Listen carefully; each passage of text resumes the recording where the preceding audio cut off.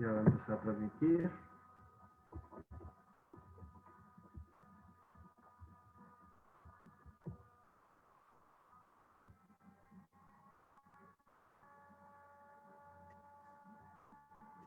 Parece que ya estamos transmitiendo.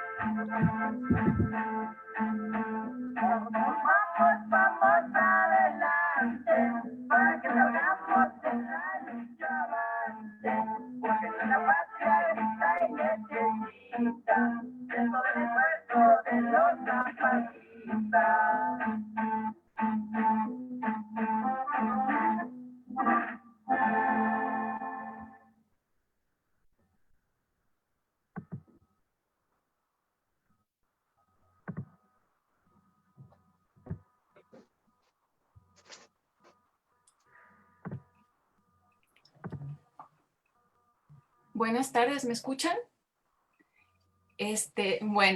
Pues bienvenidos a nuestra segunda mesa del día de hoy, en este conversatorio en torno a la herencia y al legado y a la vigencia del zapatismo hoy. Vamos a iniciar con ella. El tema, como saben, es la cuestión de la autonomía y el corazón del pueblo. Y tenemos una mesa absolutamente de lujo. Voy a presentar brevemente a nuestros ponentes, aunque tienen una larga experiencia y trayectoria y son referentes ampliamente conocidos, pues nunca está por demás para quienes se están acercando a estas cuestiones. Ojalá y sean cada vez más personas las que lo hagan. Bueno, pues Gilberto López Rivas es profesor investigador, es antropólogo, pertenece a Lina Morelos, es miembro del colectivo Paso Doble y adherente a la Sexta Declaración de la Selva Lacandona, al igual que todos los miembros de la mesa. Raúl Sibeki tiene toda una amplia trayectoria investigando desde dentro y desde afuera los movimientos sociales. Ha sido un militante comprometido, todavía lo es, y bueno, sus publicaciones y sus investigaciones son referentes ineludibles para cualquiera que quiera no solo entender movimientos sociales abajo y a la izquierda, sino también defender la necesidad de su existencia y vigencia en un mundo como el nuestro. Magda Gómez es abogada y ella ha trabajado mucho, sobre todo desde el tema el derecho, también la cuestión de la educación indígena y la defensa de los derechos indígenas. Y Bruno también ha trabajado la cuestión de la educación indígena, tiene un libro muy lindo acerca de las escuelitas zapatistas y en ese sentido digamos que todos ellos, como pueden ustedes ver, tienen una amplia experiencia y un amplio conocimiento del tema al cual nos vamos a enfocar. La autonomía atraviesa sus trabajos de manera muy destacada y en este sentido pues es en el que pensamos que sería bueno y sería necesario que formaran parte pues de esta mesa, ¿no? Ya hemos hablado para ver cómo distribuimos el tiempo. La primera presentación va a correr a cargo de Gilberto y más o menos lo que les quería preguntar a los cuatro tiene que ver con precisamente esto de la autonomía. La pregunta sería doble. O sea, sería, en primera, ¿qué se entiende por esto de autonomía? Porque podemos entender como muchísimas cosas, ¿no? Cada quien desde su mirada, a lo mejor disciplinar, su experiencia de vida, su bagaje. Y después, en relación a esta comprensión de la autonomía, ¿qué creen ustedes que supuso el EZLN y su alzamiento? ¿Por qué sería como un referente ineludible a la hora de pensar hoy en autonomía, un referente que no nos podríamos saltar? Entonces, bueno, eso sería como la pregunta inicial y empiezo por darle la palabra a Gilberto. Buenas tardes. Muchas gracias por estar aquí. Buenas tardes a todos, a todas. Un gran saludo a nuestra moderadora, también a Raúl, a Bruno, a Magda. Y bueno, antes de empezar en el tema, yo quiero sí enviar un abrazo muy fraterno, solidario al EZLN en estos primeros 37 años de su existencia, a los insurgentes, a las insurgentas, a los milicianos, a las milicianas y a todas las bases de apoyo, hombres, mujeres, de todas las generaciones, que ya son 3 o 4 las que han convivido y vivido en esta extraordinaria experiencia que ha significado esta organización político-militar EZLN. Y bueno, yo creo que si nosotros conceptualizamos a la autonomía en los momentos históricos que nos ha tocado vivir como una forma de resistencia, como una forma de organización horizontal y desde los pueblos, con bases territoriales bien definidas. Si nosotros observamos a la autonomía como la conformación también de sujetos autonómicos, ya sea que tengan una larga data de autonomía, ya sea que sean nuevos sujetos políticos que entran a los procesos autonómicos, pero la existencia y el fortalecimiento de un sujeto autonómico también nos parece fundamental para explicar las autonomías. Y en ese sentido, después de estudiar varios procesos en América Latina, en un proyecto en el que me tocó participar, el proyecto La Autonomy, con colegas pues de 6 países que se estudiaron, más otros países, experiencias autonómicas en el Estado español o en la Federación Rusa. Y nosotros vemos que, comparativamente hablando, pues la experiencia del EZLN es una de las más significativas, de las que más contenido tiene, acorde incluso a las propias hipótesis que nos planteamos para definir las autonomías actualmente en esta investigación del acto autónomo, que da lugar a un libro que se publicó aquí en México con el título del Universo Autonómico, propuesta para una nueva democracia.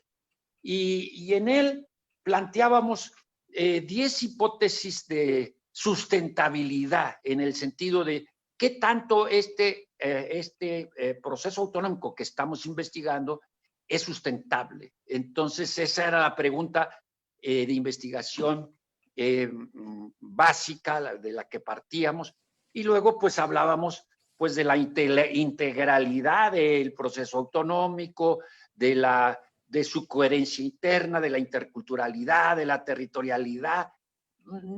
Sería largo hablar de las 10 hipótesis, pero si nosotros nos remitimos a ese estudio, nos damos cuenta de la profundidad de sustentabilidad a la que ha llegado en estos 37 años el EZLN, y cuando me refiero al EZLN, me refiero también a lo que esta organización político-militar construye a lo largo de todos estos años. Es decir, estas experiencias impresionantes de autonomía que en el año pasado redoblaron sus esfuerzos y en siete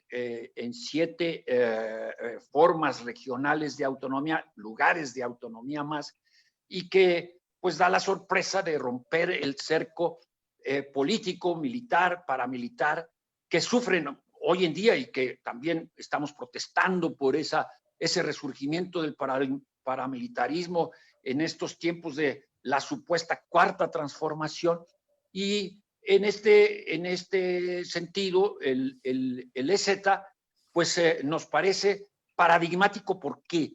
Bueno, por ejemplo, una de las primeras hipótesis, la hipótesis del equilibrio, es decir, qué tanto están equilibrados lo que toca con la economía, lo que toca con el gobierno mismo, la justicia, el hábitat, la sustentabilidad ecológica, etcétera. O sea, todo el conjunto de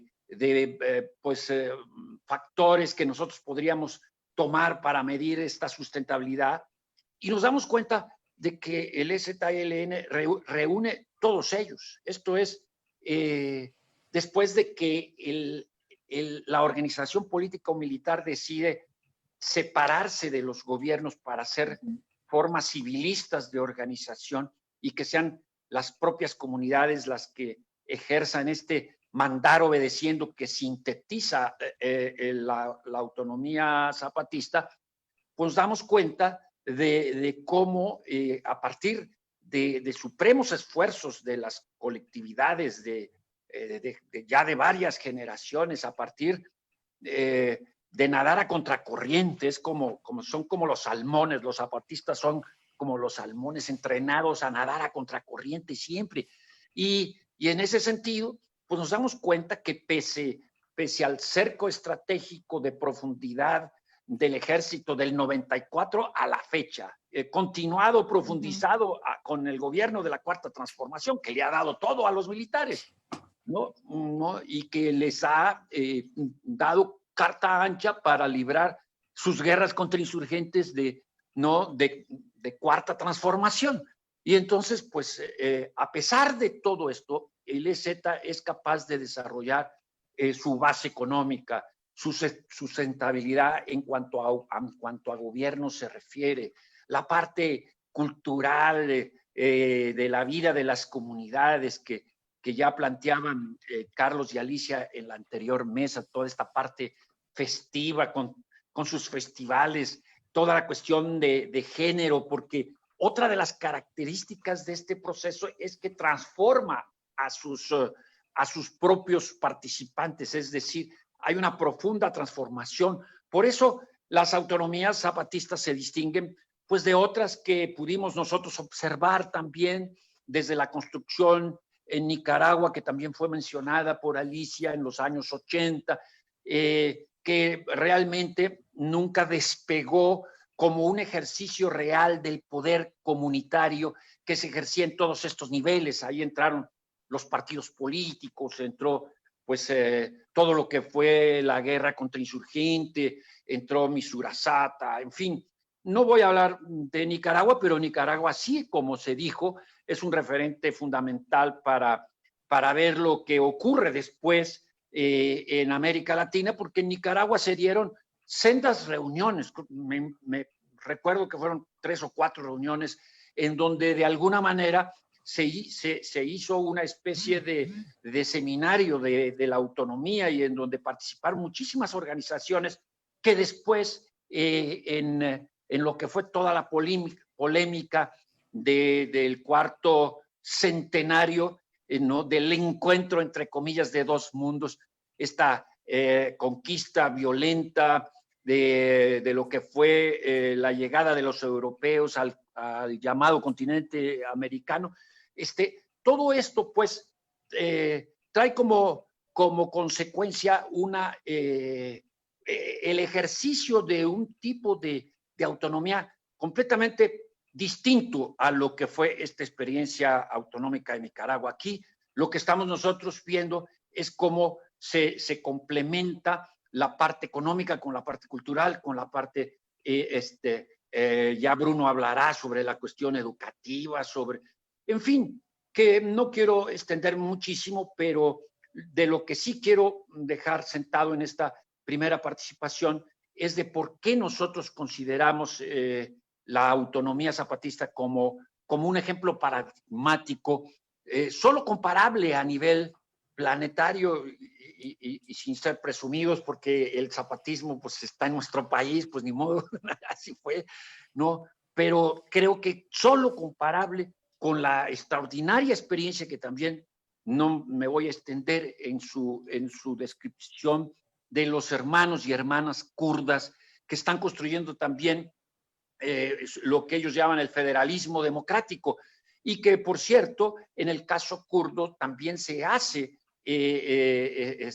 extensivo no, a regiones no urbanizadas, no se dan las autonomías en ciudades, cosa que siempre hemos estado insistiendo a lo largo de todos estos años de que la autonomía es como una sábana que puede extenderse en cualquier sitio si hay los nutrientes necesarios para que se ejerza con nuevos sujetos autonómicos en barrios, en los espacios del mundo del trabajo. Es decir, la autonomía no es de quien la trabaja, de quien la riega como una buena planta, de quien le da los nutrientes necesarios para que como no una flor surja en terrenos incluso pantanosos de guerra contrainsurgente, de guerra de desgaste como la que sufren los hermanos y hermanas zapatistas.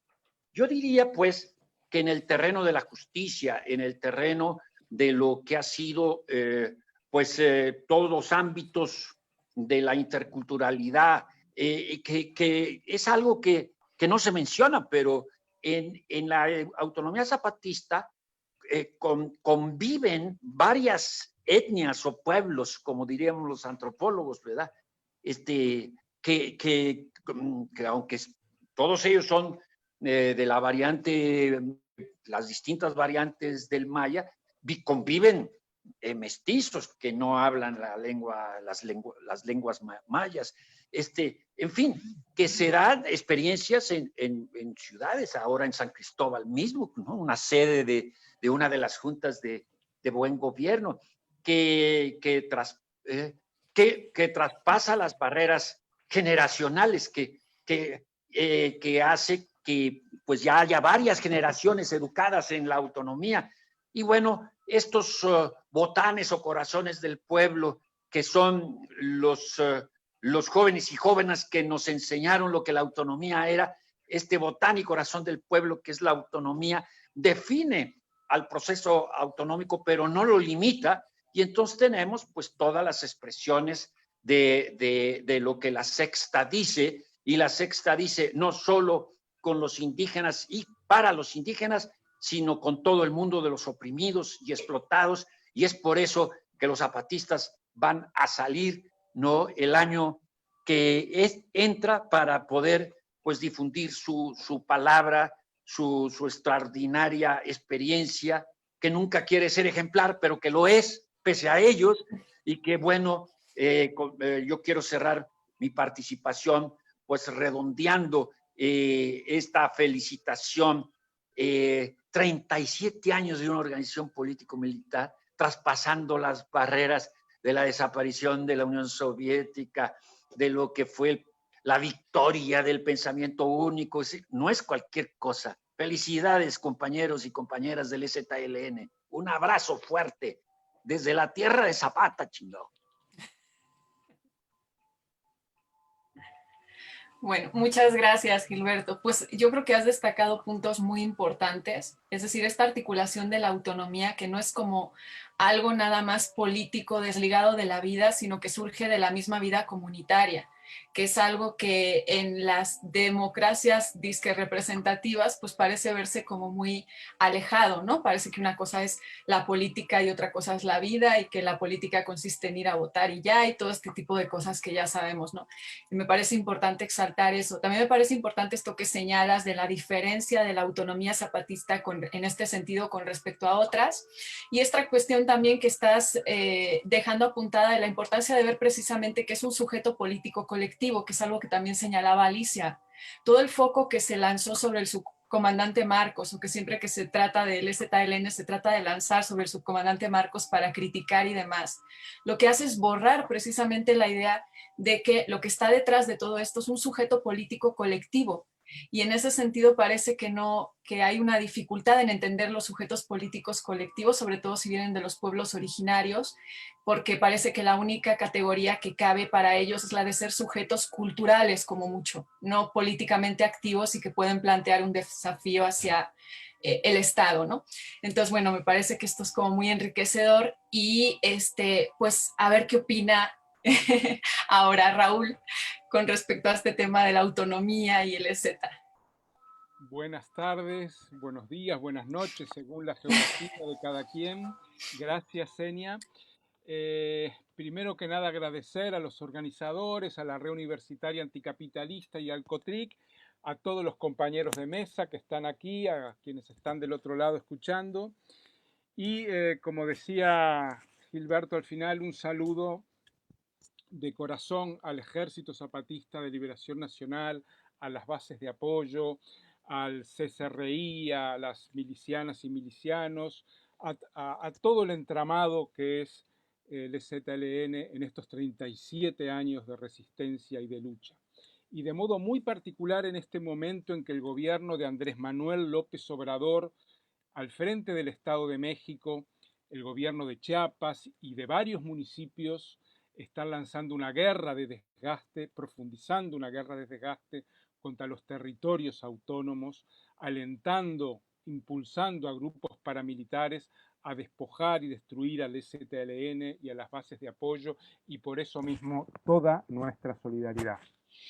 Yo voy a hablar de lo que me enseñó el EZLN. Creo que responderé las preguntas que nos formulaban, pero voy a hablar de lo que me enseñó el EZLN en estos, desde el 94, en estos casi 27 años, desde el 1 de enero, desde el Ya Basta, sobre el tema de la autonomía. Y voy a explicarlo como una persona que participa en diversos colectivos, y voy a explicarlo porque lo aprendí en buena medida, no solo, pero en buena medida en la escuelita zapatista, donde fuimos alumnos y donde las bases de apoyo fueron nuestras maestras, que nos enseñaron trabajando, haciendo, platicando, en base a unos cuadernos que nos repartieron. Y me parece importante decirlo lo que me enseñó, porque yo vengo de varias deformaciones anteriores, del vanguardismo, del marxismo-leninismo y de otros apellidos que no quiero castigarlos con ellos. Entonces voy a dividir mi interpretación, mi exposición que la escribí en varios puntos. El primero que me enseñaron las compas y los compas, la autonomía como práctica viva de los pueblos, no como una teoría. La autonomía en la vida cotidiana, en todos y cada uno de los momentos de la vida de los pueblos. Yo recordaré que siempre que hacíamos una pregunta en la escuelita, los compas y las compas se miraban y respondían por todos. No era una respuesta individual. La autonomía es la dignidad de los pueblos. Por lo tanto, la autonomía no puede sino ser colectiva. No una autonomía individual como plantea algún pensamiento crítico, eurocéntrico o eurocentrado. La autonomía en todos los espacios de la vida, en las comunidades y en los ejidos, en los municipios autónomos, en los caracoles, en las juntas de buen gobierno. La autonomía puede ser, ya lo dijo Gilberto con el ejemplo de la sábana, practicada en todos los espacios, en los barrios de las ciudades, en los campesinos, entre los pueblos originarios y negros, en los más diversos colectivos y comunidades, independientemente del lugar de la geografía donde estén. La autonomía las considero como prácticas en un cierto territorio. Son relaciones entre las personas para llevar adelante un proceso de resistencia al capitalismo, de lucha y de construcción de mundos nuevos. Y quiero insistir en esto, la autonomía no son instituciones, puede haber instituciones autonómicas, pero básicamente son prácticas. La segunda cuestión es la necesaria completud, integralidad de la autonomía. Intenta o busca abarcar, a veces no lo consigue, el caso del EZLN es muy exitoso, toda la vida de los pueblos. Por eso el EZLN y las bases de apoyo han construido escuelas, clínicas, hospitales, cooperativas, y todo ese rico entramado de producción diferente a la producción capitalista y de cuidado de la vida. Incluye la justicia autónoma, incluye formas de tomar decisiones en cada uno de los niveles de la autonomía. Y por supuesto, ya se dijo, el arte, la fiesta, la ciencia también forman parte de la autonomía. En tercer lugar, la autonomía conduce o se vincula o se emparenta con el autogobierno. Por eso en cada espacio de autonomía las decisiones las toman las bases de apoyo, las mujeres, los varones, los jóvenes y jóvenes, las personas mayores, incluso los niños y las niñas, todos y todas forman parte del autogobierno. Autonomía y autogobierno están como casados, como entrelazados entre ambos. En cuarto lugar, y este es un tema para mí importante, creo que para todos, la autonomía debe ser defendida. Es el papel del EZLN en la defensa de la autonomía de los pueblos y las bases de apoyo. Pero aquí, en la defensa, como organización político-militar que es, el EZLN también nos enseña otro rasgo de la autonomía. La defensa de nuestros espacios no puede ser mero reflejo reactivo de lo que nos hacen, ¿verdad? De la guerra que nos declaran, que ahora mismo está haciendo, como dije, el gobierno de México contra el EZLN y las bases de apoyo. Por lo tanto, autonomía es también elegir cómo, cuándo y de qué manera actuamos, para no caer en provocaciones, porque ellos quieren la guerra, el capital quiere la guerra porque la beneficia. En este punto, el EZLN nos ha enseñado a no responder agresión con agresión, muerte con muerte, guerra con guerra, porque ahí dejamos de ser autónomos al actuar reactivamente. Y esto yo creo que se emparenta, en mi experiencia, con las guerras en Centroamérica, en El Salvador, en Guatemala, en Nicaragua, pero también en Colombia o en Perú. Guerras luego de las cuales el movimiento popular y los pueblos organizados han salido mucho más debilitados y el capital más fuerte.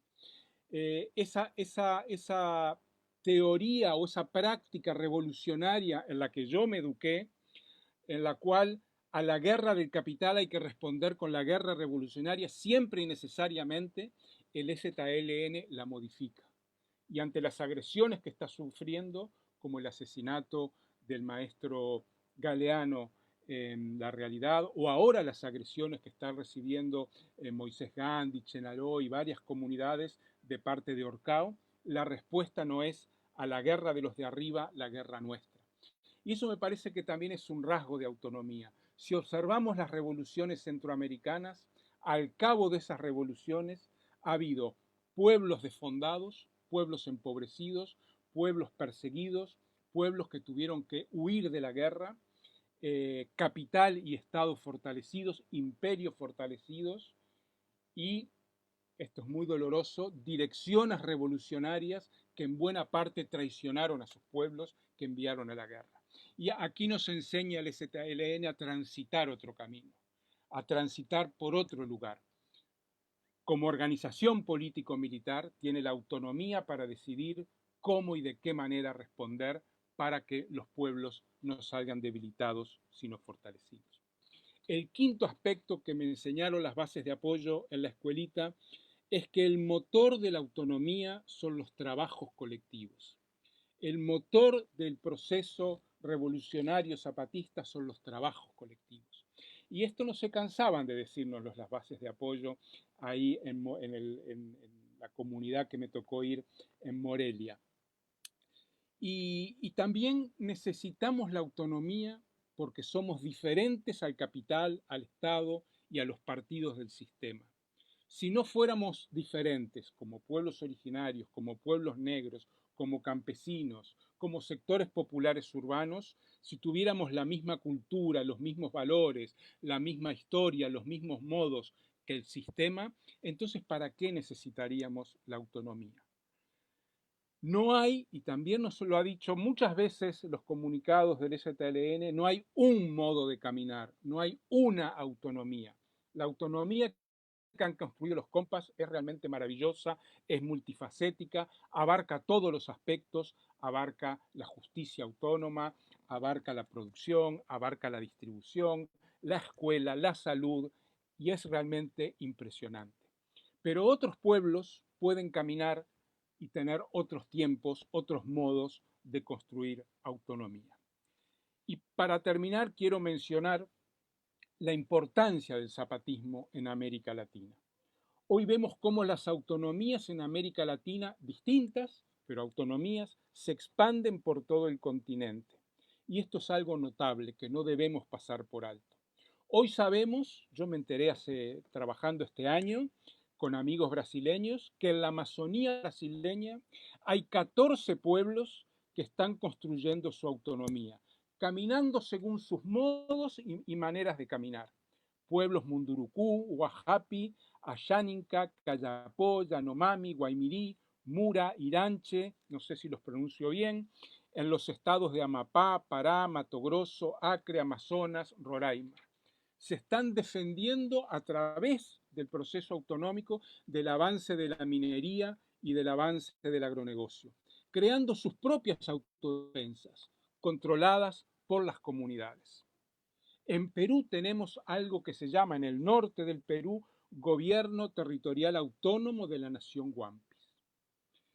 Y hay 3 pueblos más amazónicos que están transitando el mismo proceso autonómico, el mismo, con sus características. Y tienen un parlamento autonómico y se rigen por sus usos y costumbres. Y hablo de los pueblos amazónicos porque son los menos visibles en la cultura hegemónica. Y esto es importante porque ustedes tienen allí en México unas cuantas procesos autonómicos, más grandes, más pequeños, en campos, en ciudades. Y quiero hablar de las autonomías mapuche, que no se llaman de esa manera, o por lo menos no pronuncian la palabra. En el triángulo que hay en el sur de Chile, en Gualmapu, entre Ercilla, Temuco y Tirúa, que es la costa, pues hay decenas de comunidades vinculadas a la anterior experiencia de la coordinadora Arauco-Mayeco o vinculadas ahora a la Alianza Territorial Mapuche o al Parlamento de Coscós, que es una institución que ya tiene su tiempo. Ahí hay procesos de resistencia, de lucha, de recuperación de tierras y de construcción de vida autónoma.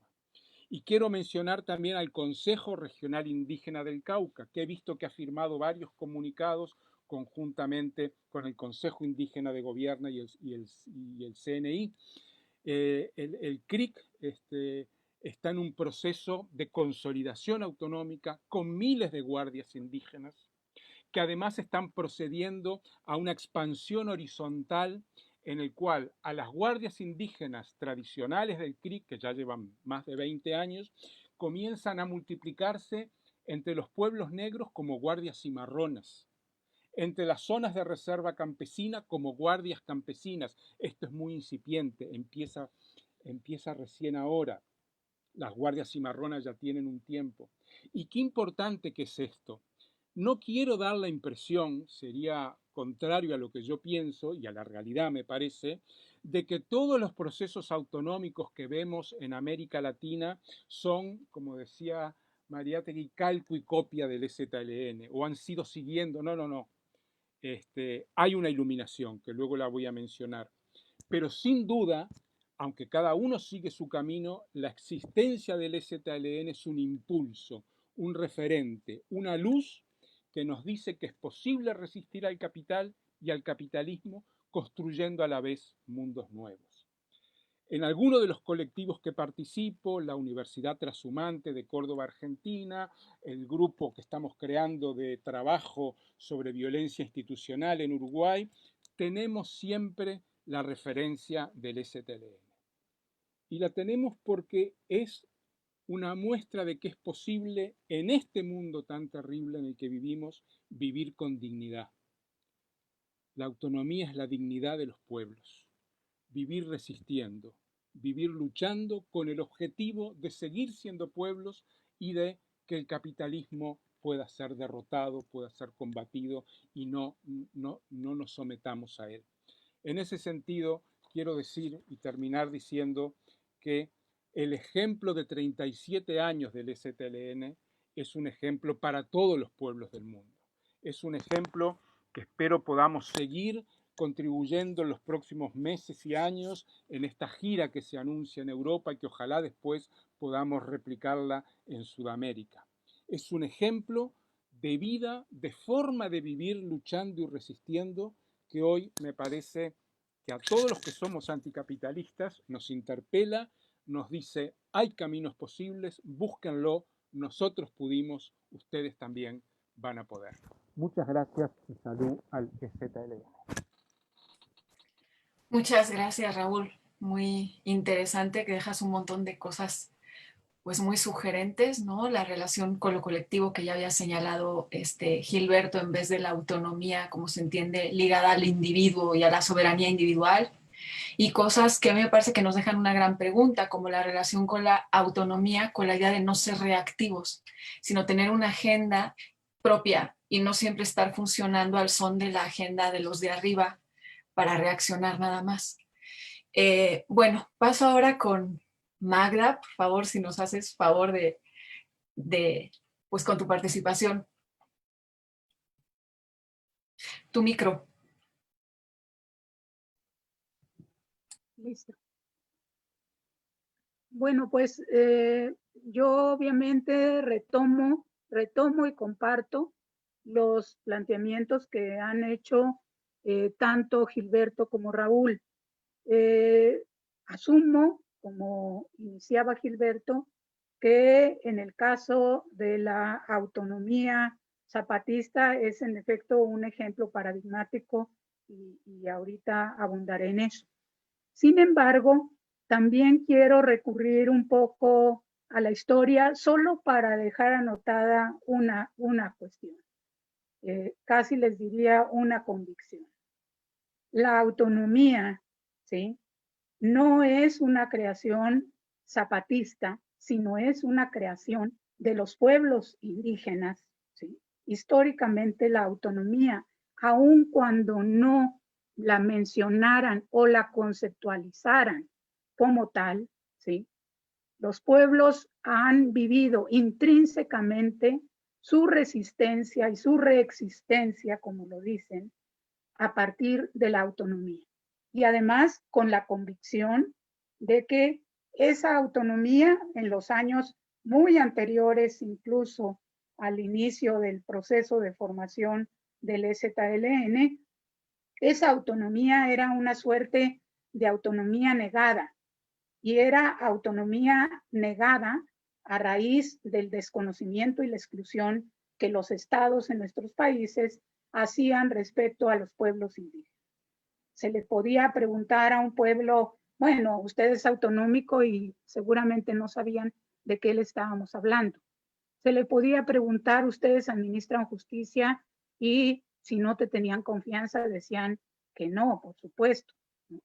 Entonces, lo que quiero sí dejar sentado es que hay distintas formas históricamente en que los pueblos han actuado, han practicado la autonomía, aun cuando no se denominaran autonómicos. Hoy tenemos la situación contraria también. Tenemos grupos u organizaciones que se declaran autonómicos sin serlo, pero quiero rescatar la raíz histórica de los pueblos que han existido y existen gracias a su autonomía, gracias a que han mantenido la convicción de seguir siendo pueblos, aun cuando a lo largo de los años y los tiempos han sido negados. Esa es una primera cuestión, si ustedes quieren, anotación al margen, que es importante tomar en cuenta. Sí, la autonomía zapatista es paradigmática, y ahorita comentaremos, además de paradigmática, por qué le resulta a la gran mayoría, en el caso de nuestro país, en México, a la gran mayoría de los pueblos, replicar sin más la autonomía zapatista. Como bien lo dicen y lo reiteran los zapatistas, y lo señalaron, como recordaba Raúl, en toda esa gran oportunidad que nos dieron de ser alumnos de la escuelita zapatista, lo señalaban, es de que cada pueblo debe organizarse en sus tiempos y en sus modos, y lo enfatizaban porque no se trata solo de voluntad. Miren, en la universidad que yo trabajo, la Pedagógica Nacional, un grupo de estudiantes de buena voluntad, muy entusiasmados, dijeron, pues vamos a hacer una junta de buen gobierno, vamos a tomar tal salón y esa es junta de buen gobierno. Bueno, por supuesto que no, por supuesto que no es un asunto de entusiasmo, de buena voluntad, ni mucho menos.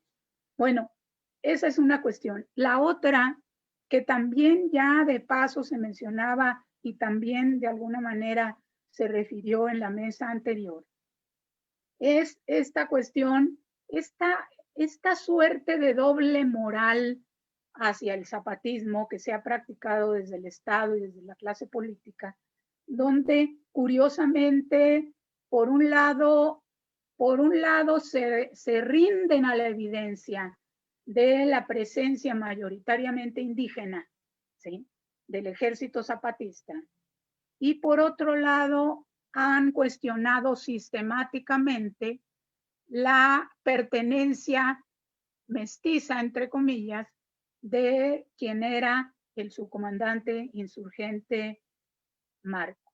Es decir, han reproducido este síndrome de doble moral racista, donde por un lado descalifican a los pueblos y a su capacidad, ¿sí?, a su capacidad, como la han mostrado, de organizarse y de defenderse, ¿sí?, y por el otro lado, ¿sí?, también señalan que eso implícitamente, que eso se debe a que la conducción tiene una presencia no indígena. Ahí tenemos un fenómeno de altibajos, y nada más recordemos las palabras del subcomandante insurgente Marcos cuando el asesinato del compañero zapatista Galeano y el inicio del subcomandante Galeano, donde dentro de muchas cuestiones señaló que él no tuvo clara conciencia y por supuesto mucho menos intencionalidad de convertirse en centro alguno de el discurso y la representación zapatista, pero que se daba cuenta que algo así había pasado. curiosamente. Desprecian al mestizaje en el zapatismo y a la vez le dan una lectura fetichista a el zapatismo. Pero esto lo señalo como parte de las cuestiones que han estado presentes en esta historia más contemporánea del zapatismo, y me refiero más contemporánea para hablar del 94 para acá. Es muy importante que ahora estemos señalando los 37 años del Ejército Zapatista, porque a mí me llamaba mucho la atención cómo a partir del 94 se decían que apareció el Ejército Zapatista. A mí me daba, les confieso, un poco de risa esta carga de que apareció. Reivindicar ahora que apareció, entre comillas, tras 13 años de lucha, de organización, ¿sí? Significa reconocer el proceso histórico y esas raíces del zapatismo, pero también nos permite considerar otra cuestión. Si observamos todo este proceso organizativo del zapatismo y de las autonomías, las juntas de buen gobierno, etcétera, toda esta estructura de gobierno desde abajo tiene mucho que ver con la historia de esa organización, con la manera en que se relacionó con las comunidades, con la manera y el lugar que le dio a las bases de apoyo. Porque ese factor en otros procesos ya se mencionaba ahorita de paso algunos referentes centroamericanos. Este proceso fue muy curioso porque también, por ejemplo, en el caso de Guatemala, que lo conocí un poquito más de cerca, era muy especial que las distintas organizaciones revolucionarias, porque había varias, no obstante ser Guatemala un país con presencia mayoritariamente indígena, decían que el problema era de clase y la única organización que reivindicaba la composición indígena le decían etnicista, etcétera. O sea, era como un nivel abajo de ser clasista. Ya toda esta cuestión, todas estas cuestiones nada más las anoto porque han estado en el trasfondo de muchas de las visiones y debates incluso en torno a la naturaleza de este movimiento revolucionario específico del que estamos hablando y estamos celebrando con toda esta serie de sesiones que de paso, disculpen, tenía que haber dado el agradecimiento al principio, y ese agradecimiento no es solo a que en lo personal, a que me hayan invitado, sino a que hayan planteado el COTRIC, ¿sí? Y la red universitaria anticapitalista, un ejercicio como este que nos está convocando. Bien, con todos estos elementos, no quiero ver cuántos minutos me gasté, pero me voy a apurar mucho. Con todos estos elementos de una suerte de telón de fondo, quisiera señalar ciertas características con las que el EZLN ha funcionado, se ha organizado, ¿sí? Que vaya, que solamente las señalo para constatar. Ya se mencionaba que el EZLN, y lo refería Raúl, esta cuestión de no ser simplemente reactivo. Bueno, para el Estado mexicano, ¿sí? El EZLN, fíjense nada más, creo que ha sido y ha seguido siendo un enigma, aun cuando creen conocerlo. Y es un enigma en la medida en que sabe replegarse para trabajar, para organizarse, y sabe presentar los resultados de ese repliegue, porque no son repliegues pasivos, son repliegues organizativos, como los que tuvo después de la traición a los acuerdos de San Andrés en 2001 con la contrarreforma indígena, cuando dio constancia de que los tres poderes le habían dado un portazo y de repente decían, pues ya el EZLN está callado. ¿Por qué?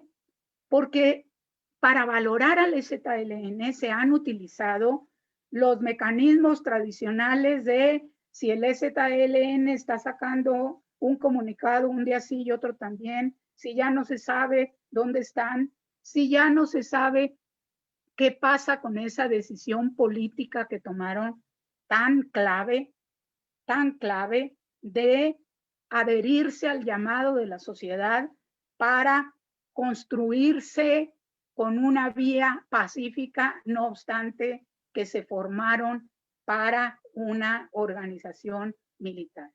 Yo ahorita, en lo personal, no le digo organización político-militar al zapatismo, le digo organización revolucionaria.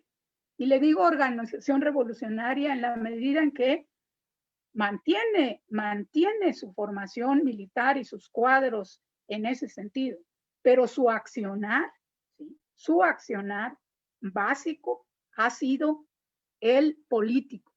Y esto lo vimos en 2003, cuando anunciaron la creación de las juntas de buen gobierno, de los caracoles, toda esta cuestión, donde nuevamente dando lecciones de política y señalaron que de ninguna manera los cuadros militares del EZLN tendrían que coincidir con cuadros políticos de las juntas de buen gobierno. Es decir, teniendo ese origen que estamos hoy señalando, ¿sí? Teniendo ese origen, han sido congruentes y consecuentes en el sentido de construir poder civil, poder indígena. Y esto nos lo dejaron muy claro, recordaban la cuestión de los botanes, la manera tan respetuosa en que atendían las preguntas en ocasiones hasta inoportunas de quienes éramos los alumnos. Esa cuestión estuvo muy clara. Era una experiencia, la de la escuelita zapatista, para mostrarnos lo que habían sistematizado durante un año, esa elaboración cuidadosa de los libros con los que nos querían educar. Tal vez no todos nos educamos suficientemente. Sin embargo, esta preocupación de no encerrarse, de no tener una visión endogámica, sino de, ya se me acabó el tiempo, dice mi reloj, sino de mostrar su experiencia y compartirla para que el resto de los pueblos la asuma con sus modos, con sus formas. Y ahí uno de los ejemplos está en el Congreso Nacional Indígena, del cual luego hablaremos porque ya me sonó mi reloj. ¿Sí? ¿Quedamos? Muchas gracias.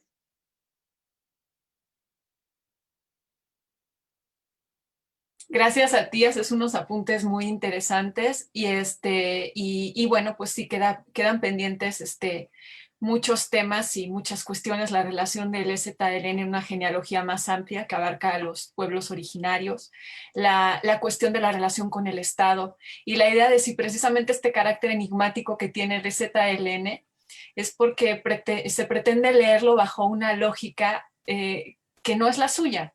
Y quizá está escapando a la lógica tradicional del Estado y del Estado-nación en muchos aspectos, ¿no? Tal cual se ha entendido. Entonces, en ese sentido, sí plantea sus formas de operar, pues sí son enigmáticas y ojalá y lo sigan siendo durante mucho tiempo en este sentido, ¿no?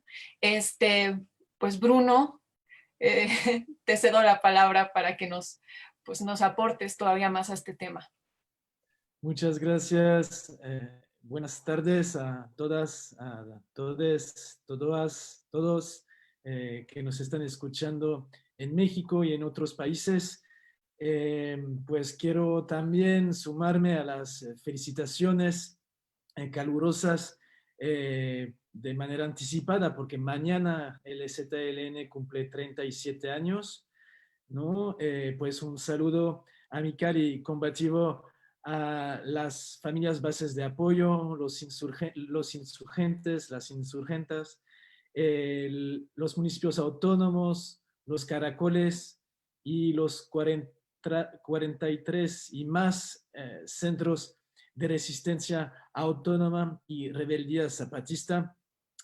Pues me siento muy contento aquí de estar con intelectuales, luchadores comprometidos como Magda, Raúl, Gilberto y quienes nos acompañarán en la próxima mesa y mañana todo el día, porque pues son jovenazos incansables y que admiro mucho. Es difícil venir a decir otra cosa que no fuera que estoy de acuerdo con lo que acaban de decir mis camaradas y quisiera empezar con un agradecimiento al colectivo transdisciplinario de investigaciones críticas, COTRIC, y a la red universitaria anticapitalista, a los colegas y compañeros estudiantes de la UAM, que nos prestó esta sala hoy, y de la UNAM y de otras universidades que hoy nos escuchan. Una cita que me marcó cuando yo era estudiante de una familia campesina francesa, y que me impactó un comunicado firmado por el finado subcomandante insurgente Marcos el 23 de febrero de 1994, rompiendo un primer cerco, ¿no? Es cuando pregunta, ¿por qué la patria nos dejó ahí con tantas muertes? Cito al finado, ¿por qué es necesario matar y morir para que pueda venir Ramona y puedan ustedes poner atención a lo que ella dice? Porque es necesario que Laura, Ana María, Irma, Elisa, Silvia y tantas mujeres indígenas hayan tenido que agarrar un arma, hacerse soldados, en lugar de hacerse doctoras, licenciadas, ingenieros, maestras. ¿Por qué es necesario que mueran los que murieron? ¿Por qué es necesario matar y morir? ¿Qué ocurre en este país? Y hablamos a todos, gobernantes y gobernados. ¿Qué ocurre en este país que es necesario matar y morir para decir unas palabras pequeñas y verdaderas sin que se pierdan en el olvido? Pues personalmente no sé si los fundadores del ZLN hace 37 años menos un día y pronto 27 años después del levantamiento, no sé si se imaginaban que fueran hoy los mismos pueblos que se volvieran médicos comunitarios, promotoras de salud, de educación, ingenieros, arquitectos como los que construyeron a base de tequios estos nuevos centros, los CRARES, ¿no? Con sus auditorios, pero también tienen sus tercios compas, sus choferas, formadas y formados en sus propios pueblos, sin esperar que llegaran cachlanes, maestros, mestizos, extranjeros, para hacerlo en su lugar. En nuestra sociedad capitalista neoliberal, ya sea por comida, por salud, por educación, por trabajo, vivienda, e incluso ahora por reunirnos, crear, intercambiar, hablar entre nosotros, dependemos de las fluctuaciones del mercado global, ¿no?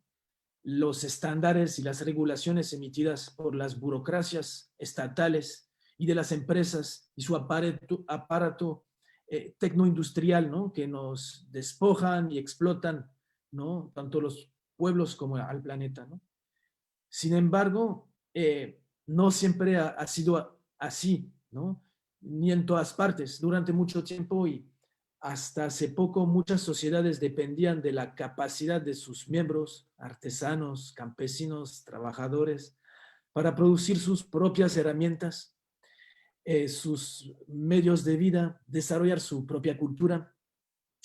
Pero en nombre de la autonomía individualista, esa neoliberal, ¿no? El capitalismo, el Estado, la sociedad industrial, ¿no? Nos ha desposeído a individuos, a comunidades de nuestras capacidades de juicio, y de decisión, ¿no? De nuestros instrumentos de trabajo, saber hacer. Entonces, ¿qué sería la autonomía real con plena libertad? ¿No? Tal vez sería en un primer momento asumir nuestra dependencia, nuestra pertenencia a la naturaleza, ¿no? Y también a las demás personas. Sería confiar en nuestras capacidades y en las que las demás tienen para construir una sociedad solidaria con técnica propia, vida digna, sin lógicas de poder desmesurado de los humanos, ¿no? Y esta autonomía encuentra ecos en las resistencias y luchas de los pueblos como los zapatistas, que no esperaron necesariamente que alguien venga a hacerlo en su lugar, ¿no? Defienden sus modos de vida y construyen la utopía aquí y ahora. Entonces, esta búsqueda de definición de autonomía es inseparable, me parece, en términos muy general, de la idea de que la autonomía no es un hecho establecido, es decir, yo soy autónomo, sino es una construcción permanente. Buscamos ser autónomos. La autonomía no es tanto un estado como una práctica en movimiento constante, un camino determinado, ¿no? Es un proyecto democrático donde tenemos que decidir juntos. Los obreros, campesinos, defensores de la autonomía siguen pidiendo la autonomía en cada movimiento, ¿no? Y lo vemos en las Américas, en las Europas y en los otros continentes. Esta construcción de asambleas de lucha, que es la expresión del deseo de trabajar juntos, ¿no? Y todas las dificultades que esto implica, ¿no? Hacer sus propias leyes, como es la etimología del término autonomía. Pero la ley entendida como una relación con el otro, es decir, que esta ley es fijada por y para los otros, las otras, los autroas, ¿no? Entonces así la organización se vuelve una gran escuela. Es más, los procesos de autonomías son movimientos de educaciones propias, descolonizadoras, ¿no? Donde se nombran los propios maestros, como en las utopías anarquistas libertarias de hace más de un siglo y medio, hacer una propia currícula más integral con métodos de enseñanza-aprendizaje ubicadas en el contexto propio, ¿no? Estudiar, aprender, para el pueblo defender, ¿no? Como dicen los trabajadores en lucha en la educación en México, ¿no? Entonces la autonomía se refuerza por esta interdependencia, por la asociación que tenemos entre todas y todos, ¿no? Gracias al colectivo. Recuperar el control de la propia herramienta de trabajo ha sido un paso necesario, como con la toma de la tierra y los colectivos de trabajo, ¿no? Con la creación de espacios de solidaridad, de autodefensa, como las cooperativas de las organizaciones urbanas, ¿no? Campesinas, pero también inmigrantes, desempleados. Entonces queda por construir colectivamente esta autonomía descolonizadora y liberadora, ¿no? Que pasa por la emancipación de las lógicas del capital y la creación de nuevos lazos, de nuevos espacios para enfrentar la dominación capitalista, la dominación masculina, el racismo, como lo comentaba Alicia Castellanos hace unas horas. Defender el territorio, defender los bienes comunes con la agroecología, la justicia, ¿no? Y la educación y la salud hoy en este contexto de pandemia mundial, ¿no? Nos hace mejor darnos cuenta hasta qué punto somos tan interdependientes, ¿no? Dependientes de cada quien, ¿no? Y recuerdo el comunicado escrito en letras altas, mayúsculas, por el subcomandante insurgente Moisés en marzo pasado, que nos llamaba a no perder el control, pero más bien decía, no perder el contacto humano, sino cambiar temporalmente las formas de sabernos compañeras, compañeros, compañeroas, hermanas, hermanos, hermanoas. Entonces, este llamado a no abandonar las luchas actuales, pues emula en otras latitudes, ¿no? Esta reinvención de formas de relacionarse en redes de apoyo y para amplificar, radicalizar las autonomías, ¿no? Entonces, hay muchas formas de construir autonomías de manera siempre pragmática, basado en la praxis, en función de los contextos, los recursos y los limitantes, las limitaciones, ¿no?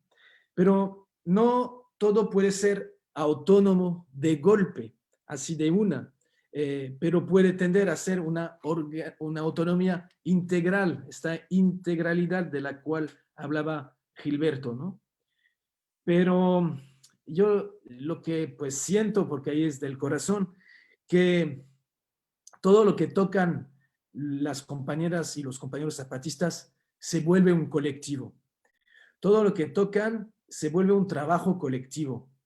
Tal vez un colectivo de gallinas, de ganado, de producción, colectivos de colectivo, redes de redes, ¿no? Hasta la Sexta Internacional, ¿no? Y pues yo les quiero compartir aquí a quienes nos escuchan y a los compañeros en Chiapas esta alegría de saber que delegadas del EZ y del CNI navegarán a las Europas y a otros 4 continentes, enredándose, ¿no? En estas redes de colectivos de abajo y de izquierda, estudiantes, trabajadores, con las ocupas europeas aquí que conocemos en las Europas, ¿no? Y tal vez les preguntarán cómo están haciendo y viviendo la ocupa en la Ciudad de México, liderada por las compañeras del pueblo ñañú. Los migrantes y sus organizaciones, las cooperativas anticapitalistas, ¿no?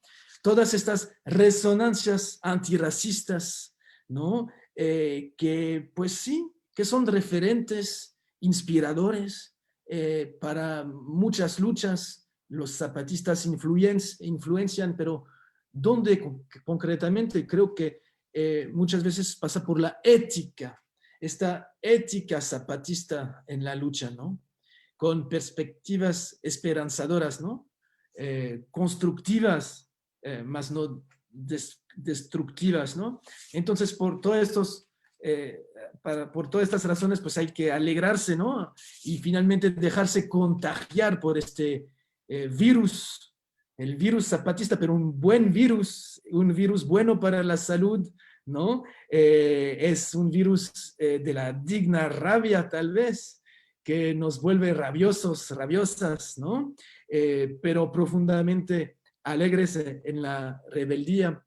Entonces, toda nuestra admiración a las y los zapatistas. Por eso, no, pues quienes estamos acá, un poco lejos de la realidad chiapaneca, ¿no? Y de las comunidades que son hostigadas en México, en otros países, pues decir que seguiremos denunciando los ataques que amenazan la integridad física, pero también la integridad moral de la obra autonómica de las y los zapatistas. Entonces, terminando con lo que nos decía otro subcomandante, Moisés, que nos invita el 5 de octubre pasado, ¿no? Cuando anuncian el viaje a España y otros rincones de la insumisión, nos dice por ahí, invitamos a quienes tienen como vocación, empeño y horizonte las artes y las ciencias a que acompañen a la distancia nuestros navegares y pasos, y que así nos ayuden a difundir que en ellas, ciencias y artes, está la posibilidad no solo de la supervivencia de la humanidad, también de un mundo nuevo. Pues muchas gracias Senia, te devuelvo la palabra. No, muchas gracias a ti. Pues me quedo con muchas cosas y les quiero hacer otra pregunta que nos va a dar tiempo de manera más breve, pero que creo que puede ser. No, en realidad la voy a reformular un poco, me van a perdonar.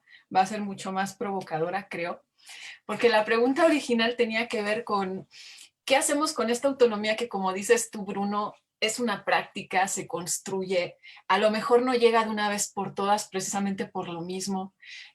Nuestros tiempos y nuestros modos no son los de las comunidades zapatistas. Entonces, todos los que estamos aquí, todas, estamos en universidades, en universidades que muchas veces tienen este nombre, bueno, han colaborado, tú acabas de señalar la Universidad Trans, por eso lo dije, Raúl. Entonces, creo que no te es nada ajena la universidad. Entonces, en este sentido, digamos que la cuestión es, bueno, muchas veces las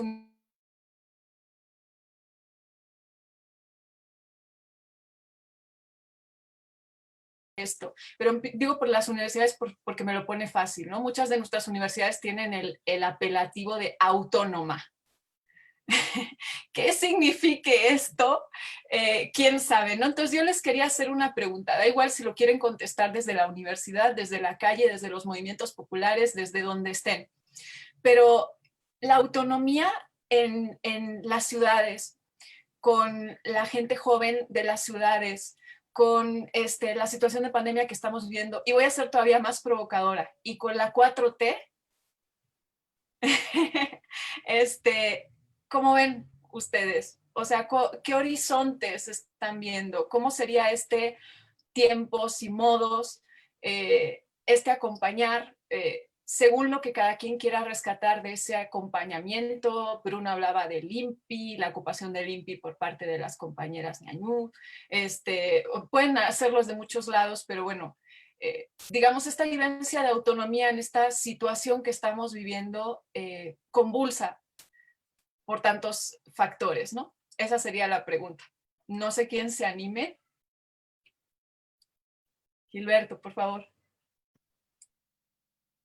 Bueno, primero que nada, yo quiero mandar un saludo muy cariñoso al comandante Contreras del EZLN en este 37 aniversario. Bueno, la pregunta que haces es muy importante porque siempre ha sido arrinconado o llevado a esa forma definitoria de la autonomía exclusiva de los pueblos indígenas. Y aquí todos mis compañeros, Magda, hablaron sobre las formas de expresión autonómica en una gran diversidad de contextos, en donde obviamente están los pueblos indígenas, pero también experiencias de todo tipo que particularmente Raúl nos ha brindado a través de sus libros, de sus artículos, sobre todos estos mecanismos que hay en diferentes latitudes de América Latina y del mundo. Entonces, creo que la cuestión de la autonomía en las ciudades debe expresarse, tiene que expresarse, y en realidad los zapatistas de manera reiterada nos convocan a ello, nos están diciendo todo el tiempo, ustedes en sus formas, modos, lugares, organícense. Claro, organizarse, pero ¿bajo qué preceptos? Pues los preceptos de la autonomía. Ese tipo de organización actualmente nos lleva a otro planteamiento, es decir, el ejercicio por nuestras propias reglas, que sería lo que Bruno nos recordaba del origen del término. Sí, pero ¿qué reglas? Y ahí entra una serie de apellidos a la autonomía que siempre debe ser vista como lo dijeron mis compañeros, como un proceso. No hay nada acabado. Además, procesos muy vulnerables porque son motivo de ataques del Estado capitalista, de los grupos paramilitares, de diversas agencias mediatizadoras, neoindigenistas como actualmente el INPI. Y esto nos lleva a la 4T. El otro calificativo es que tienen que ser profunda y coherentemente anticapitalistas y antipatriarcales, antirracistas. Es decir, son un conjunto de connotaciones de las autonomías contemporáneas forjadas, trabajadas de manera horizontal por distintos tipos de sujeto que nos obligan a hacer este engarce de lo que fue, por un lado, el feminismo, por otro lado, los movimientos indígenas, por otro lado, los movimientos del mundo del trabajo. Este conjunto de apellidos al proceso autonómico nos obliga también a la forja de un sujeto autonómico muy diverso, cualitativamente distinto al que vemos en las luchas anteriores de liberación nacional o del corte revolucionario que surgió después del triunfo de la Revolución Cubana en el 59.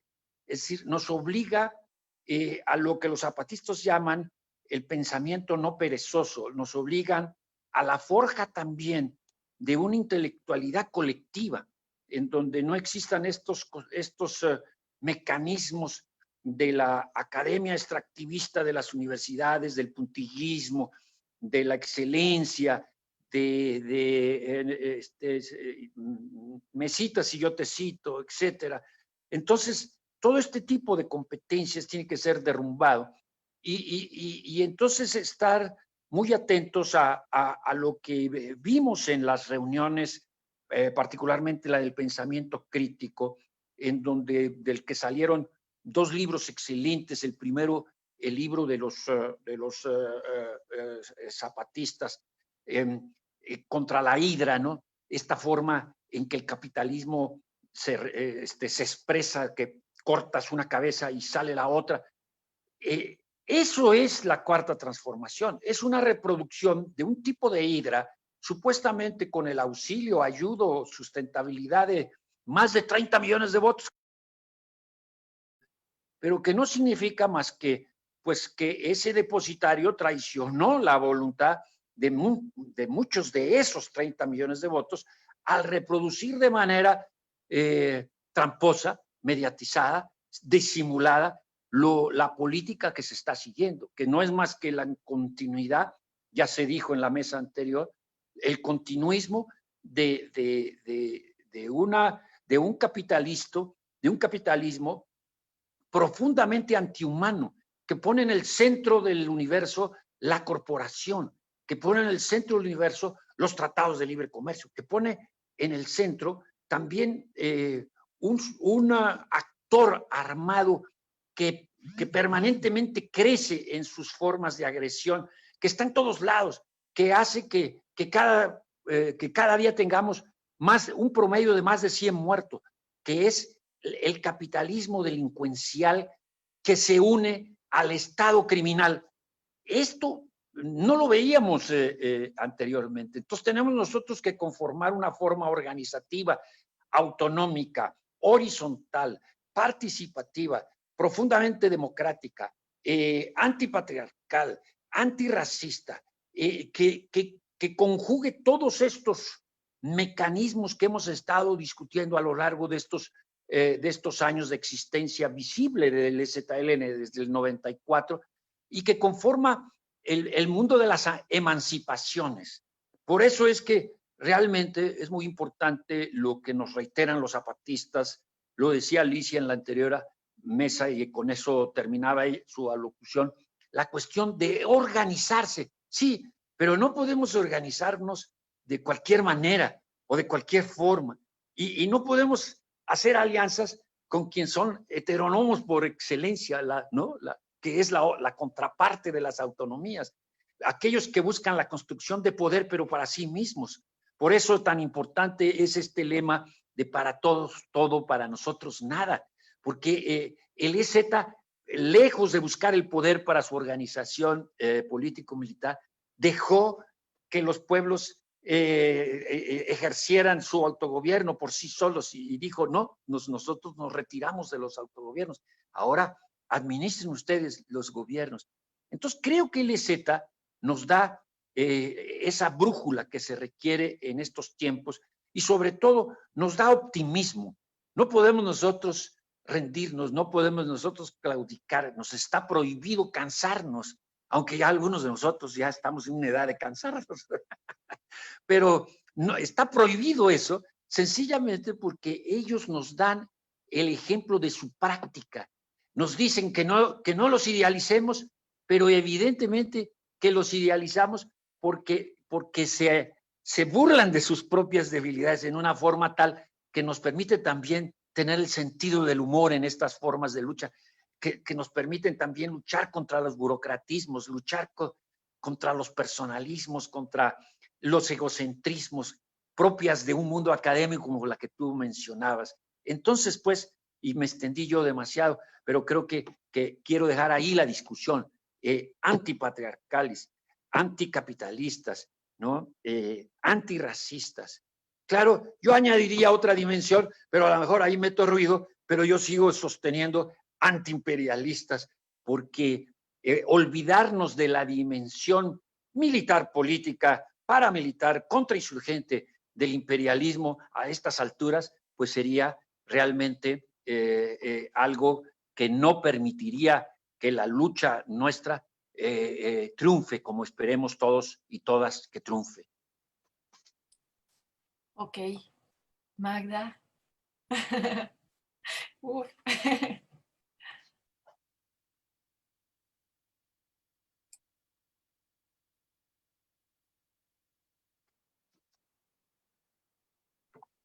Ya. Bueno, dos cuestiones.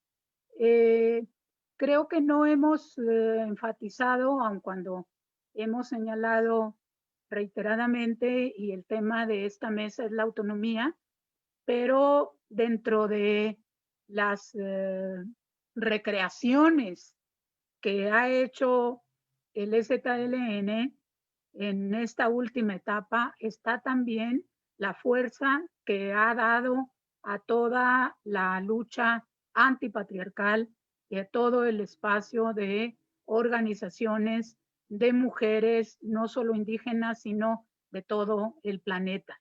Este tema seguramente se va a abordar en otras mesas, pero en este aniversario sí es importante tomar en cuenta esta recreación constante del zapatismo. Quiero retomar algo que Bruno mencionó y que de alguna manera se relaciona con lo que llamaba Senia la provocación. O sea, ¿qué pasa con las ciudades? ¿Qué pasa con los espacios urbanos en todo este planteamiento que estamos ahorita retomando de la autonomía? Y digo, Bruno lo señalaba porque mencionó la ocupación de la comunidad otomí en la institución del neoindigenismo en la Cuarta Transformación. Esta ocupación nos viene a ser visibles algo que puede ser equivalente a aquella cuestión que señaló el zapatismo en 94, de que nos tuvimos que tapar el rostro para que nos vieran, ¿sí? Hoy la comunidad otomí tuvo que tomar una institución, un edificio, ¿sí? Un edificio, para que se vea que existe una comunidad indígena, urbana, residente, dicen ahora en la Constitución, residente en la Ciudad de México. Al margen de todo ese proceso y de sus demandas también históricas en el espacio urbano, lo que podemos destacar en términos del tema de nuestra mesa es otro fenómeno del que no hemos dado suficiente cuenta, y es que cada vez más hay comunidades indígenas reterritorializadas en los espacios urbanos y comunidades indígenas que han sufrido y siguen sufriendo el racismo y la discriminación, porque es lo que les decía en el otro bloque, ¿no? Si eres parte de un movimiento indígena, pero resulta que hay un mestizo por ahí en esa misma organización, entonces ese mestizo te está manipulando porque tú eres incapaz de tener un pensamiento propio. Pero si estás en una ciudad y entonces estás fuera de tu territorio, vete a tu tierra, ¿sí? Hay todo un proceso y toda una lucha por centrar y colocar la dignidad indígena en las ciudades. A mí me llamaba mucho la atención en la escuelita cómo contrastaban los botanes la vida en las ciudades respecto a la vida que ellos tienen en las juntas de buen gobierno, en los municipios, caracoles, etcétera. Lo cuestionaban y lo cuestionaban en la medida en que así como vivimos aquella ya vieja idea del sueño americano, que es la pesadilla americana, así como vivimos esa vieja idea, también estamos viviendo y lo están viviendo no solo los integrantes de pueblos indígenas, sino en general, todo aquel que se traslada a una ciudad en la búsqueda de, entre comillas, un mundo mejor, tiene que empezar de nuevo a organizarse y a ganarse un espacio y plantear, porque la sociedad mayoritariamente mestiza y urbana no le da cabida con dignidad a las demandas de esas colectividades. Y es lo que está ahorita en juego en esa ocupación de comunidad indígena de origen ñañú en esta situación que estamos viviendo en la Ciudad de México. Pero hay otras regiones del país donde esta organización está mucho más avanzada. Yo me he impresionado mucho en Baja California, todas las comunidades indígenas oaxaqueñas que se han instalado por años allá y han recreado a sus pueblos, y el punto increíble de que un gobernador del estado de Oaxaca hace ya algunos años, unas 2 décadas, llegó a una entidad que no le correspondía gobernar a instalar una embajada, la embajada de Oaxaca en Baja California, ¿sí? O sea, hay mucho avance de comunidades reterritorializadas, ¿sí? Pero no hay la suficiente comprensión. A cualquier organización y movilización se le coloca el estigma, esté donde esté, y sobre todo, si es de indígenas, si es de mujeres, no hemos abordado esa dimensión, pero está a la orden del día.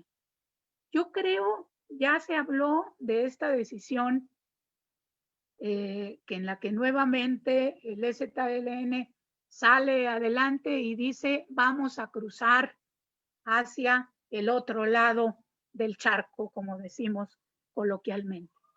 Pero también dice algo que no se ha enfatizado suficientemente y que seguramente las colectividades europeas escucharon el mensaje.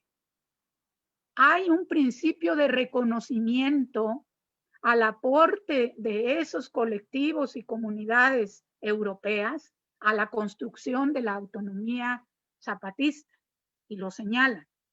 Esas colectividades europeas son quienes ahora les van a recibir, y es una manera también de colocarse en este ejercicio de retribución, ¿sí? De retribución al aporte que a la causa del zapatismo se ha hecho desde los colectivos y espacios en Europa. Ahora van a decir que se van a ir a Europa en una visión etnocéntrica. ¿Qué andan haciendo en Europa si ahí no están los mixtecos? Pues en una de estas que sí están, porque hoy tenemos un dato en nuestro país. No hay un solo municipio en el país que no tenga población indígena, ¿sí? Hay toda una movilización y una diáspora que nos está planteando también retomar y asumir la dignidad con la que se construye comunidad, se construyen lazos con sus pueblos de origen, pero también entre sí para la sobrevivencia.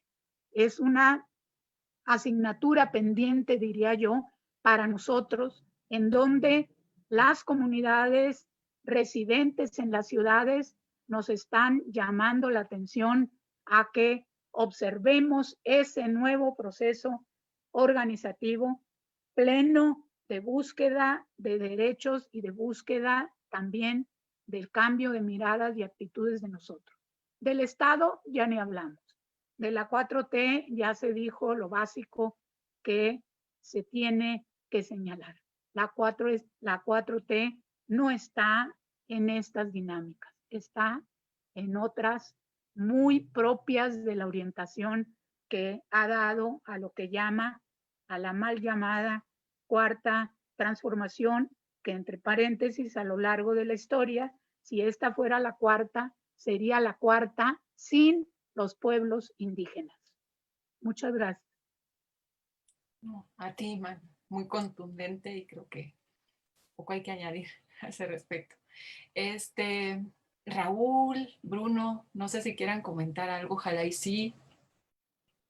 A ver, sobre la pregunta que haces, ¿no? Tenemos claro, por lo menos unos cuantos en el Cono Sur, que el progresismo es la ofensiva político-represiva más fuerte contra los pueblos. Y la 4T es parte de eso. Porque es una ofensiva no solo política, no solo económica, es una ofensiva que en muchos casos se hace, por supuesto, para beneficiar al capital, pero entrelazada o envuelta con los códigos de los pueblos. El gobierno de Lula se llenó la boca diciendo que había sacado de la pobreza a 50 millones de personas. Los gobiernos de Uruguay, de Argentina, de Bolivia, de Ecuador, de Venezuela, se han llenado la boca diciendo que lo hacen a favor de los pueblos. Y en todos los procesos, no hay uno solo en que no sea, termina el progresismo y el movimiento popular está destruido. Hace un año, cuando cae Evo Morales, que finalmente hubo un golpe, la forma como se va Evo no es un golpe, pero la forma como asume la presidenta anterior, Yanine Áñez, sí es un golpe. Evo Morales lo quitan porque el movimiento popular no se movilizó para defenderlo. Evo Morales llegó al gobierno porque el movimiento popular era muy potente y en 14 años de gobierno desfondó al movimiento popular. Y ahora la 4T está procediendo a una de las ofensivas más fuertes contra el EZLN y las bases de apoyo en mucho tiempo. Claro, no directamente, ¿verdad? Pero a través de los chinchulines, de Orcao, de Paz y Justicia, etc. Entonces, eso hay que tenerlo muy claro.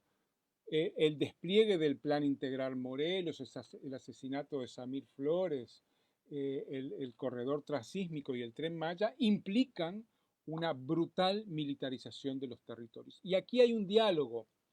Lula sacó adelante, Lula y Dilma, la represa de Belomonte, que es la tercera más grande del mundo, que destruye cientos de kilómetros donde los pueblos de las riberas pescan, viven, recolectan y está haciendo un daño enorme.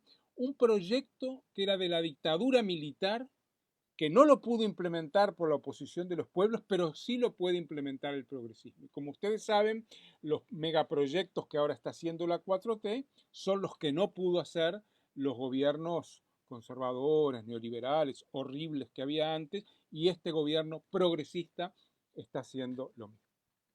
Esto es tremendo y bueno, y es un gran problema porque además lo hacen con una cierta legitimidad popular, porque ninguno de estos gobiernos ha estado huérfano de apoyo popular.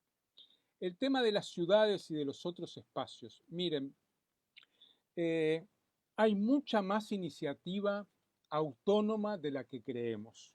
Un colectivo que se llama Cama de Nubes, trabajamos un texto de ellos que salió en Desinformémonos este año, en donde ellos detectan que en Ciudad de México hay 380 espacios político-culturales y educativos que se autodenominan comunitarios, ocupas, independientes, autogestivos o autónomos. 380. O sea, no todos son autónomos, pero una parte en el sentido que pensamos una autonomía, pero hay alguna voluntad autónoma en estos colectivos. Y esto es importante porque, como se dijo antes, la autonomía no es algo que ya está armado, son prácticas, ¿verdad? Son búsquedas de. Pero también hay una preocupación de la 4T y de los progresismos de anular las autonomías. Esta polarización falsa que producen con la derecha es una forma de polarizar para sacar de la agenda a los movimientos. Y esto es una orquestación político-mediática muy potente. Hay un montón de colectivos, ustedes conocen, ¿no? Radio Zapatista, una gran cantidad de colectivos de comunicación autónomos. Yo escribo en Desinformémonos, nosotros no cobramos por escribir en Desinformémonos, es un colectivo autónomo. Y ninguno es la autonomía perfecta. Yo en las páginas que miro diariamente hay Avispa, Radio Zapatista, hay decenas de colectivos de información que en el terreno de la información se pueden considerar dentro de los espacios autónomos. Y la consolidación de espacios autónomos en las ciudades es enormemente compleja. Ahí en Ciudad de México yo suelo visitar a los compañeros de Iztapalapa, de la comunidad habitacional Acapatzingo, que son nueve colectivos en Ciudad de México, vinculados a la organización popular Francisco Villa de la izquierda independiente, y bueno, y sostener esos espacios autónomos, algunos con miles de personas viviendo, como el de Iztapalapa, es muy difícil. En la ciudad, la frontera, que toda autonomía necesita una frontera, es muy difícil de establecer, porque la sociabilidad en el espacio más fuerte del capital y del Estado es muy difícil, porque la presencia narco y del sector financiero son muy fuertes, pero en todas las ciudades de Latinoamérica tenemos espacios más grandes, más pequeños, más fuertes o más débiles, pero hay espacios autónomos. La Universidad Trashumante no es una universidad, es un colectivo de educación popular que no tiene local, que no tiene currícula, que es un poco como el CIDESI, digamos, por decirlo de alguna manera, inspirado en el CIDESI de Chiapas. O aquí en Montevideo tenemos un espacio que se llama Mercado Popular de Subsistencia, que somos 1000 familias comprando directamente a fábricas recuperadas, a cooperativas de producción, directamente a campesinos que producen orgánico y algunas cosas también al mercado capitalista, pero nos organizamos en nodos, 50 nodos en la ciudad. Montevideo es una ciudad de 1,5 millones, y bueno, y hacemos la compra, la distribución, el fraccionamiento en colectivamente. Bueno, yo soy de los viejos, por suerte hay muy pocos viejos y están nuestros hijos, ¿no? Si voy a un espacio, y ahora se van a reír Magdalena y Gilberto, y veo muchos viejos, digo mal, ¿verdad? Tiene que haber jóvenes, y si hay muchos jóvenes y te sientes tú uno de los pocos viejos, dices, bueno, esto puede tener futuro, ¿no? Pero yo quiero alertar sobre que hay mucha más autonomía, mucha más tensión autonómica, incluso en las ciudades, de las que imaginamos. O más que lo que le gustaría a la 4T y a los gobiernos progresistas, porque ellos están permanentemente viendo la forma de atacar estas, aunque sean pequeñas autonomías, ofreciéndoles, pagas renta, pues yo te ayudo con la renta, ya ahí te entramparon. Y es muy fácil el entrampamiento de estas autonomías, que naturalmente en la ciudad no son fáciles de sostener. Gracias. Gracias a ti. Bruno, ¿tú querías decir algo? Pues sí, porque me siento interpelado, porque pues yo soy universitario. pero no solo vivo ahí. Sí, de no confundir tal vez eso que llamamos autonomía en el sentido liberal o neoliberal, vaya, la autonomía burguesa de las universidades institucionales, ¿no? Eso de la autonomía universitaria, pues claro que hay que defenderlo, pero muchas veces está ocultando pues unas cosas que no podemos llamar autónomas, porque pues nos someten, nos controlan. Entonces, para tratar de ver cuál es la diferencia con la autonomía radical y comunitaria, pues debemos de acercarnos a las formas de autoorganización, ¿no? Democrática, ¿no? Y pues tal vez nos toca a quienes pretendemos enseñar, como decía Paulo Freire en alguno de sus títulos de libro, ¿no? Pues enseñar y ser congruentes con la historia, con la enseñanza y el aprendizaje de la historia y las ciencias de los pueblos y de sus luchas. Pues el ejemplo de este espacio organizado por Cotric y la Rúa, pues son justamente pues un espacio de autoformación, de formación, ¿no? Y pues que bueno, cerebro este compromiso de trabajar y luchar junto con intelectuales y artistas de los pueblos originarios y afrodescendientes, ¿no? Porque pues hoy son más numerosos que hace 37 años los estudiantes y profesores indígenas con los cuales podemos trabajar, ¿no? Leer sus textos, escucharles, como mañana vamos a escuchar algunos, investigar con ellos, ¿no? Y pues tal vez de manera más concreta sería pues organizar en nuestra vida cotidiana muchos muchos compartiencias, ¿no? Festivales de cine, me ha tocado con los estudiantes organizar festivales muy otros de cine y pues siempre inspirados en la experiencia de autodesarrollo de los caracoles, de sus capacidades colectivas, ¿no? Gracias a una organización tenaz de decenas de miles de familias milperas, ¿no? Que generan su alimento orgánico, ¿no? Cultivado en la madre tierra a la cual ellos pretenden pertenecer. Entonces son territorios sin extorsión posible, ningún tráfico humano de mercancías ilicitadas, ¿no? Pues no es el caso de nuestras universidades y nuestros barrios, ¿no? Eh, eh, Tampoco en territorios autónomos hay consultas amañadas, tampoco creo que haya megaproyectos capitalistas, ¿no? Que se atreven a tocar los bosques, los montes, los ríos, ¿no? Bajo control autónomo. Y pues a diferencia de nuestras universidades convencionales, ¿no? En las únicas escuelas que podemos llamar autónomas, es decir, las zapatistas, pues no se pueden otorgar favores o puestos laborales. No hay ningún sindicato charro, ¿no? Que corrompe la dignidad de trabajadores, ¿no? Que forzados a estar desvinculados de los procesos asamblearios, ¿no? Me parece que esta esta defensa autonómica de los bienes comunes es eminamente comunal, ¿no? Pero podría incluso parecer descomunal, ¿no? Por los tamaños y proporciones que toma, ¿no? A los ojos de quienes sufrimos de consumismo o de individualismo alienante, ¿no?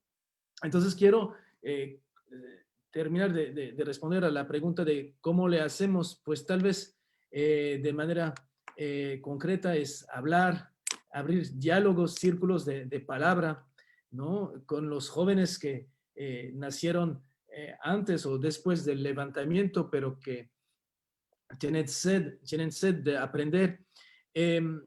Pues durante este confinamiento me he sorprendido con los estudiantes con quienes trabajo en leer literatura, sí.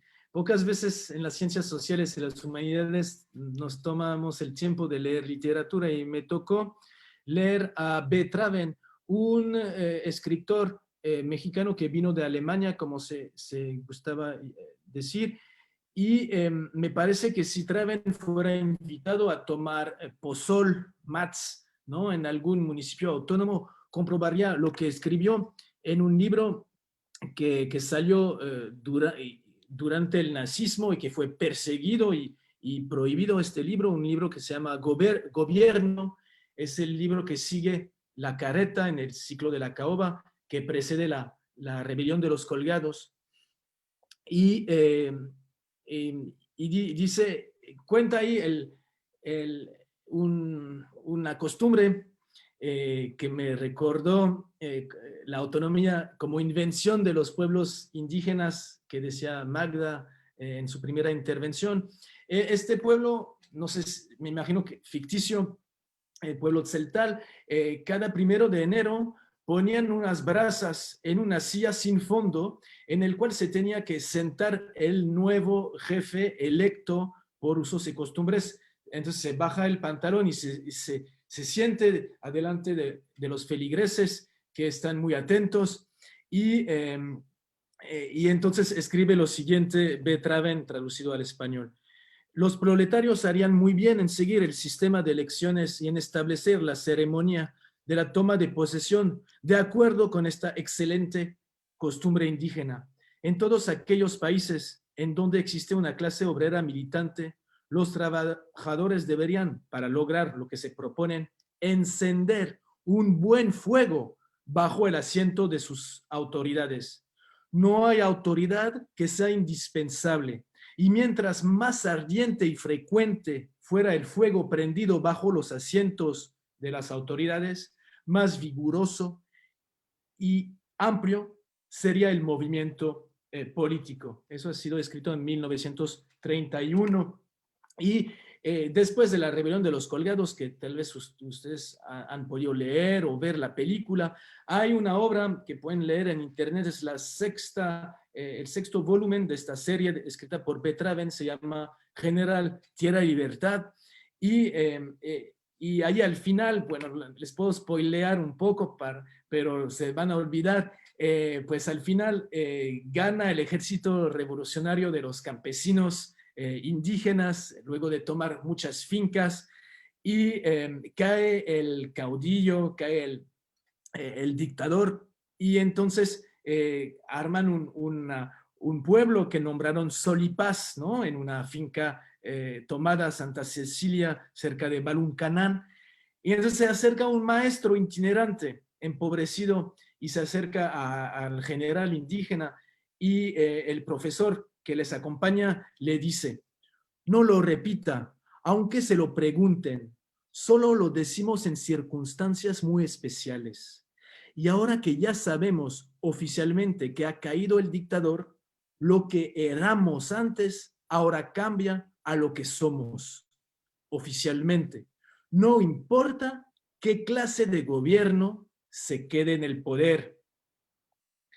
Se encontraba ahí todo lo necesario para fundar y mantener una comunidad: bosque, praderas con excelentes pastos, monte bajo con una buena tierra y un ancho y inextinguible arroyo de agua fresca y cristalina. La gente tenía maíz, frijol y chile suficiente, y una nueva cosecha estaba ya madurando.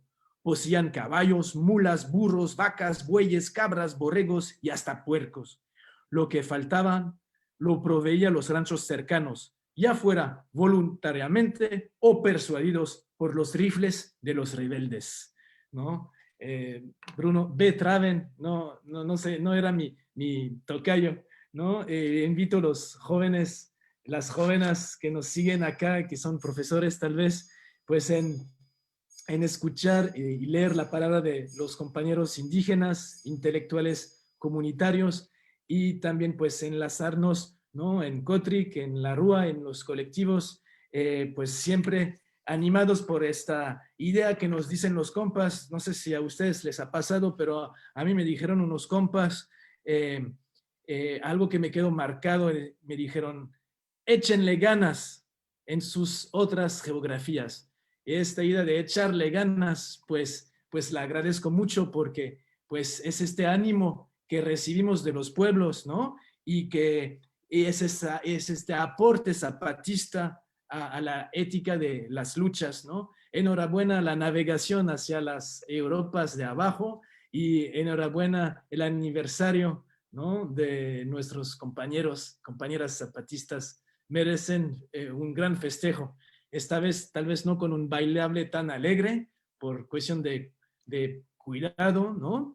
Pero pues sin duda bailaremos ahí en la mente con ellas y ellos para estos festejos. Gracias.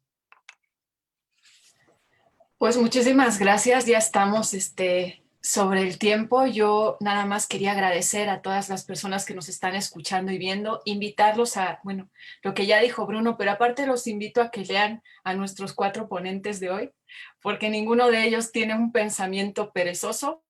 De todos ellos pueden encontrar hartas cosas buenas, sugerentes y que no van a abrir horizontes y hacer pensar en la red, o sea, corriendo todos a bajar lo que encuentren. Y pues muchas felicidades a los compas y a las compas, porque a estas alturas, 37 años después, estamos aquí. Ellos siguen allá, siguen sorprendiendo y nos siguen haciendo pensar en nuestras geografías, en nuestros modos, a nuestro tiempo, pero eso sí, queriéndole echar muchas, muchas ganas. Los invitamos a nuestra siguiente mesa en la tarde. Ojalá y se puedan quedar, de hecho, los 2 días. A las 6 hay una mesa muy linda que se llama Un mundo donde una niña nazca y crezca sin miedo, que es de lo más pertinente dado lo que estamos viviendo, donde va a estar Marichuy, Silvia Marcos, Márgara Millán, Mariana Mora y Araceli Osorio. Entonces, pues ojalá y pues nada más se vayan corriendo a comer algo y se den el chance de poder seguir compartiendo esta fiesta pues con todas y todos nosotros. Muchas gracias.